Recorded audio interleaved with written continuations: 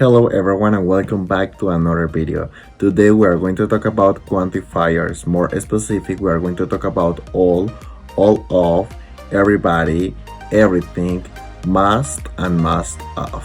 Let's start. Okay guys, we are going to start with all.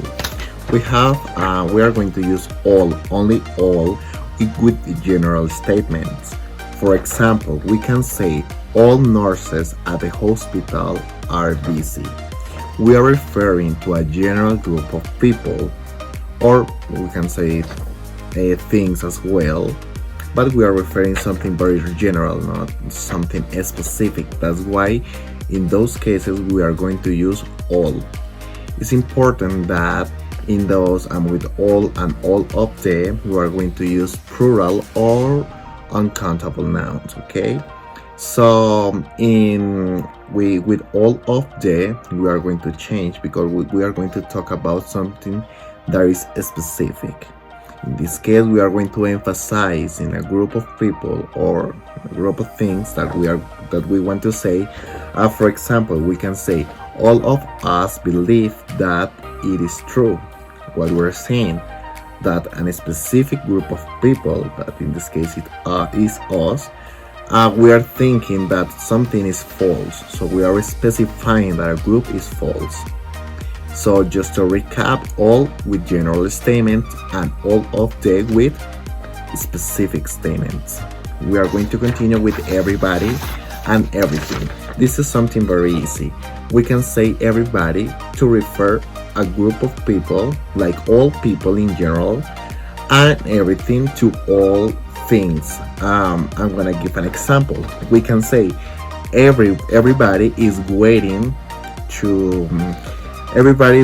for the next flight. For example, everybody, we are referring that we are just talking about people. In those cases we use everybody, and in this case everything is a mess. For example, we can say that everything, we are referring to things. For example, everything in my room is a mess. I'm referring that all the things in my room are a mess. So that's just to identify that we use, when we use body, it is referring people, and we use thing is referring all things. And just to recap, everybody is for people and everything is for things that we want to refer. Okay, this is very important. So I forgot. This is something very important. We always have to use singular when we want to use those statements. For example, everybody is waiting. We cannot say everybody are waiting. We are referring a group of people and we can say it's plural, but it's not plural. We are just specifying that a group of people is waiting. If we want to say a smallest group, for example, 3 people are waiting for, that's different. But when we have a very big group, we have to say it as a singular. That is something very important. Okay, last but not least important, we are going to talk about must. Must is majority. Okay, so there are 2 types, or we can identify 2 types of must. We have must and must of.